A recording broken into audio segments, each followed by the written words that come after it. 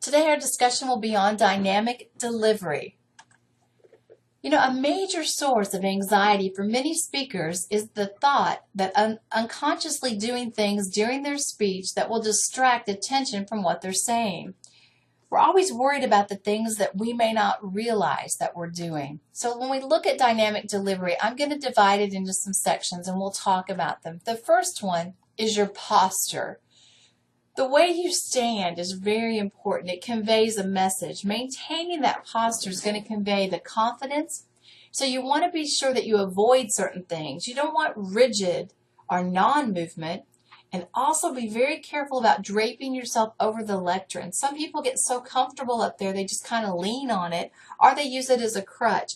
I've also seen people that clench that lectern because they're scared. So be very careful about what you're doing when you're standing at that podium or the lectern.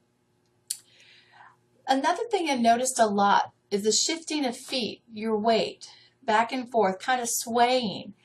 That happens a lot if your feet are exactly congruent. What I say is put one foot slightly in front of the other, and then when you do that, that stops the ability of that swaying motion. Also, be very careful not to lock your knees. You want to make sure, that your knees are comfortable and that you're not locking them. I've seen a couple students lately do this little thing where they tap their feet or they shuffle their feet. So I'm mentioning it here because if I see these behaviors, I'm going to tell you about them on your evaluation form.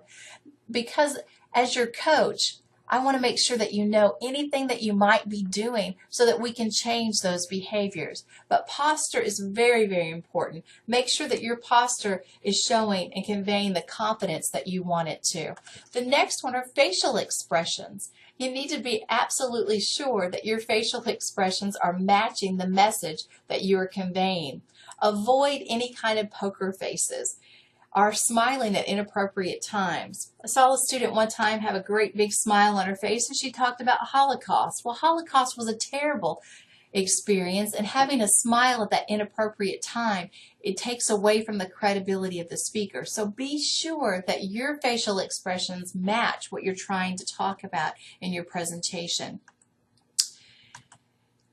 Eye contact is very, very important. If you remember, we talked about in the 7 criteria of effective public speaking that maintaining eye contact with your audience is one of those criteria. So as we look at eye contact, it's important that you recognize that having eye contact with your entire audience is important.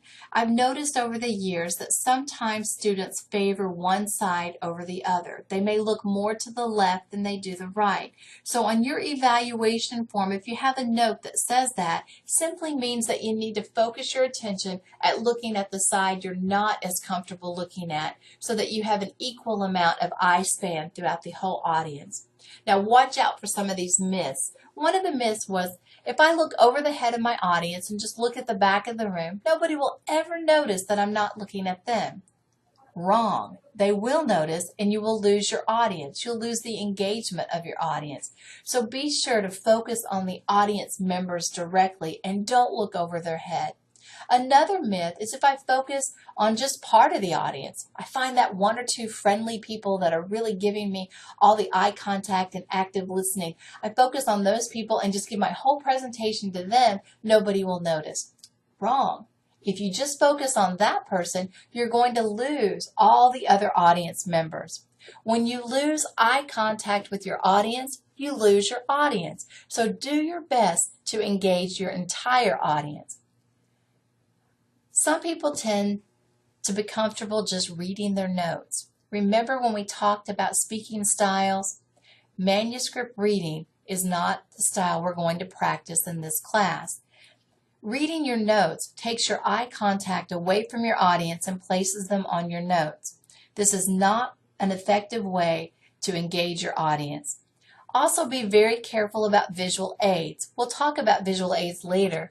But visual aids are for your audience. They're not for you. You should already know all the material on your visual aid. So when you have a visual aid, don't turn your back to the audience to look at the visual aid.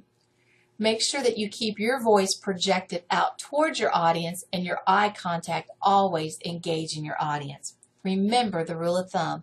When you lose eye contact with your audience, you lose your audience. The next time we meet, we'll talk about organizing your speech.